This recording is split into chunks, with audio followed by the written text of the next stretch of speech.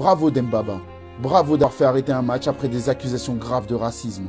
Bravo d'avoir mené cette action coup de poing. Et surtout bravo d'en avoir fait un combat depuis tant d'années. Les vrais héros ne portent pas de cape, ils portent des cagoules.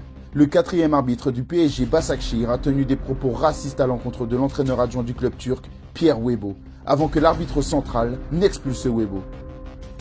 Aussitôt, Dembaba a sauvé le football d'une nouvelle honte en demandant des explications au quatrième arbitre. En parlant d'un joueur blanc, tu dis ce gars et non ce gars blanc. Donc pourquoi tu dis ce gars noir pour parler d'un joueur noir ? Il a ensuite pris l'initiative de faire rentrer ses coéquipiers au vestiaire pour interrompre le match. Ils l'ont tous rejoint, même les joueurs du PSG. On ne reprend pas tant que le quatrième arbitre est toujours sur le terrain. S'il a dit ça, il doit sortir. On ne tolère pas un arbitre comme ça. Les joueurs ont fait arrêter le match jusqu'au lendemain. Une action coup de poing exceptionnelle. Arrêter un match de Ligue des Champions. Mais Dembaba est depuis longtemps engagé contre le racisme. Cet arbitre s'est trompé de match pour faire sa dinguerie. Il est tombé sur le Malcolm X du game. Dembaba est le Malcolm X du football, oui. Mais d'où lui vient une telle force ? Né en France de parents sénégalais, Ba ne vient pas d'un milieu aisé. Il grandit au Havre, mais déménage en banlieue parisienne à 16 ans, où les injustices et la violence sociale font souvent partie du décor.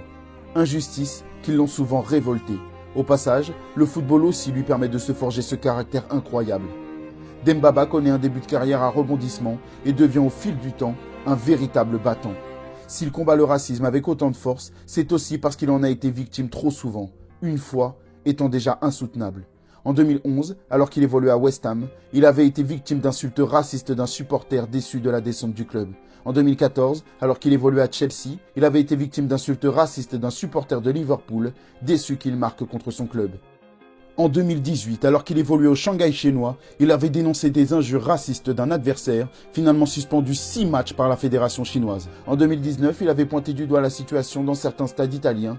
Plusieurs matchs avaient été perturbés par des incidents racistes. Des incidents impunis, comme souvent.